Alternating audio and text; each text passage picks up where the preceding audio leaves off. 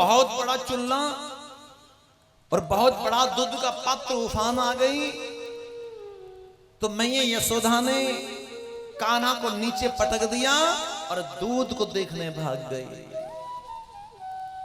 जैसे ही कान्हा को नीचे पटका, कन्हैया को क्रोध आ गया। मैया को दूध प्यारा लगता है, पूत प्यारा नहीं लगता है। और आज हम मैया को ये बताएंगे कि पूत क्या होते हैं। क्रोधित हो गए नन्हे से बालकृष्ण प्रभु। तुरंत कान्हा ने इशारा किया, तौस प्रतौस भद्र सुभद्र मधुमंगल, सारे के सारे सखा एक पल में कान्हा के निकट आ गए और मधुमंगल कहने लगे, बताओ लाला, आज किसके घर के मटकी तोड़नी है? आज कहां माखन खाएंगे, कहां मटकी तोड़ेंगे? कान्हा मुस्कुराकर कहने लगे कि मधुमंगल, आज हम अपने ही घर की मटकी तोड़ेंगे। बोले क्यों? वो इसलिए कि मैया को बताना है कि पूत क्या होते हैं। मेरी मैया को तो दूध प्यारे लगते हैं, पूत प्यारा नहीं लगता है। मैया को बताना पड़ेगा। सोही कन्हैया ने एक बड़ा सा पत्थर लिया और मैया यशोदा के दादी सासू के जमाने की जो मटकी थी उसके ऊपर धम से मार दिया। जैसे ही मटकी के ऊपर पत्थर मारा, कन्हैया ने माखन फैलने लगा। स्वयं खा रहे हैं, सखाओं को खिला रहे हैं और बंदर बाल जो वहां है सबको लुटा रहे हैं। माखन खाते जा रहे हैं, माखन खाते जा रहे हैं। माखन खाने के बाद मधुमंगल कहने लगे, कन्हैया माखन खा लिया हो तो एक बात कहूं। बोले क्या?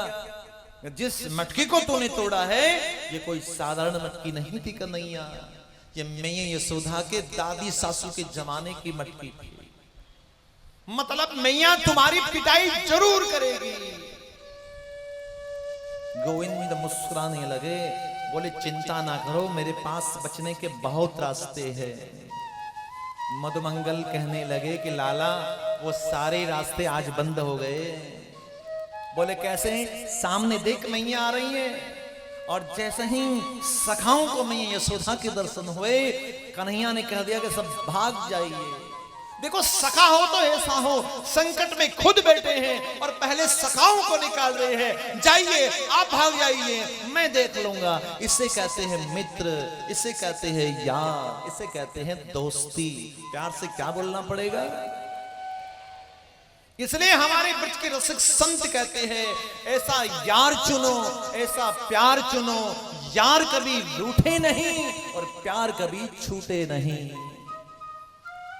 ऐसा यार होना चाहिए कन्हैया के जैसा। संकट में खुद बैठे हैं, सखाओं को भगा दिया। और 10 कदम की दूरी पे मैया यशोदा थी। कन्हैया ने अपने मुंह से थूक निकाला और आंखों पे लगाना प्रारंभ कर दिया। मधुमंगल आए दौड़कर, बोले, बोला ना कि तू बच नहीं सकता है, भाग ले यहां से, भाग जा यहां से। कन्हैया भागने लगे। मैया दौड़कर आई, दृश्य को देखा, एक पल तो प्रसन्न हो गई। विचार करने लगी, देखो मेरा लाला मुझसे कितना प्रेम करता है, कितना स्नेह करता है। मैं उससे थोड़ी दूर क्या चली गई, मेरा वियोग वो सहन नहीं कर पाया। दूसरे ही पल मैया के विचार बदल गए। मैया ने विचार किया कि ऐसे ही छोटी छोटी गलतियों के लिए माफ करती रहूंगी तो कहीं मेरा लाला आगे चलकर कोई बड़ी गलती ना कर दे। सुंदर शिक्षा देने की दृष्टि से मैया एक चांदी की छड़ी लेती है, रेशम की डोर लेती है। इसलिए शास्त्र कहते हैं कि बालक की पहली गुरु उसकी मां होती है, जो उसमें संस्कार का सांचा डालती है, अच्छे बुरे का ज्ञान कराती है, उसको सुंदर शिक्षा प्रदान करती है। आजकल के तो बच्चे ही ऑलरेडी होशियार हैं, इंटेलिजेंट पैदा होते हैं आजकल। तो बेवकूफ बच्चे पैदा होना 2000 के बाद बंद हो गए। प्यार से बोलो राधे राधे। होशियार ही है।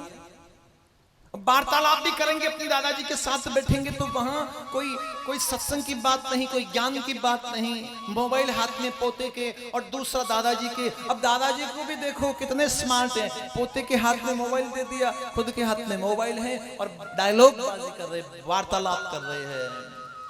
तो फिर पोता भी ऐसे ही क्वेश्चन पूछेगा, बताओ ना दादा पहली बार आप दादी से कहां मिले थे? प्यार से बोलो राधे राधे।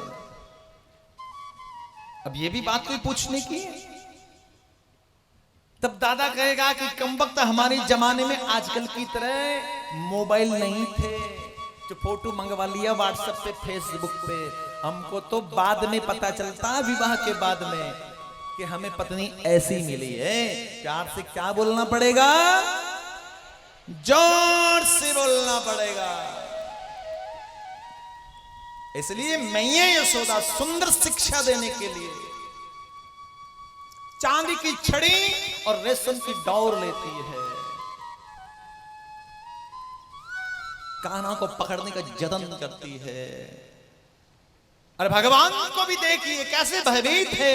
न चांतन बहिर्दृश्य न पूर्वनापि चापरम, जिस परमात्मा के आदि और अंत का पता नहीं है वो परमात्मा भयभीत हो रहे हैं, डर रहे हैं। रेशम की डोर, चांदी की छड़ी है, दौड़ते जा रहे हैं। 10 कदम की दूरी पर रही मैया यशोदा। मैया यशोदा ने कहा कि देख लाला तू मेरे हाथ में आ जा, अब मुझसे और दौड़ा नहीं जा। हाँ मैया मैं हाथ में तो आ जाऊंगा, आप मारोगी तो नहीं?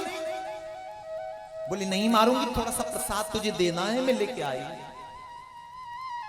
धीरे धीरे कान्हा रुके और धम से दौड़ते हुए मैया यशोदा कान्हा को पकड़ लेती है। भगवान सुखदेव कहते हैं इस लीला के पीछे भगवान का मूल उद्देश्य केवल एक ही है। कुबेर महाराज के जो पुत्र है वो जड़ हो गए हैं, अशोक वृक्ष और यमलार्जुन बन गए, जड़ हो गए हैं। नारद के साथ के कारण उनको सदगति प्रदान करना, उनके लिए मोक्ष का मार्ग प्रदान करना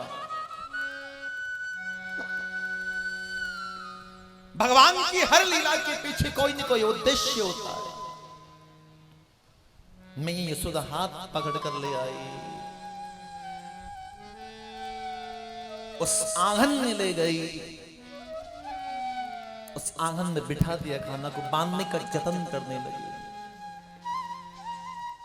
जैसे ही बांधने का उद्यम कर रही है मैया यशोदा, 2 अंगुल रस्सी कम पड़ जाती है, और जोड़ा उसमें 2 अंगुल फिर कम पड़ गई, और जोड़ा फिर कम पड़ गई।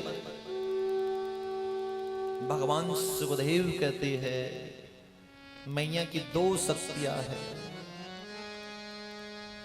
एक है ऐश्वर्य शक्ति और दूसरी है माधुर्य शक्ति। ऐश्वर्य शक्ति कहती है ये परमात्मा है, ये जगत नियंता श्री हरि है, इन्हें कोई बांध नहीं सकता। और माधुर्य शक्ति कहती है ये मैया का प्रेम है, और प्रेम में अच्छे अच्छे को मनना पड़ा, तुम्हारे भगवान क्या चीज है। अचानक एक गोपी आई, गोपी कहने लगी मैया ठहरो, ये ऐसे नहीं बनेंगे। मेरे पास एक डोर है, बरसाने से लेकर आई प्रेम डोर, इस प्रेम डोरी से बांधो ना कान्हा को, ये बन जाएंगे। मैया ने वो रस्सी ली, एक पल में गोविंद बंद रहे। बिना प्रेम रीजे नाही नटवर नंद किशोर। इसलिए ब्रज के रसिक संत कहते हैं विचार करिए, 16,108 पत्नियों का पति केवल राधा के लिए दीवाना क्यों था? क्योंकि प्रेम में कुछ तो बात है, इसलिए भगवान उस किशोरी जी के पीछे पीछे घूमते थे। बिना प्रेम रीजे नाही नटवर नंद किशोर, बिना प्रेम के वो रीझ नहीं सकते।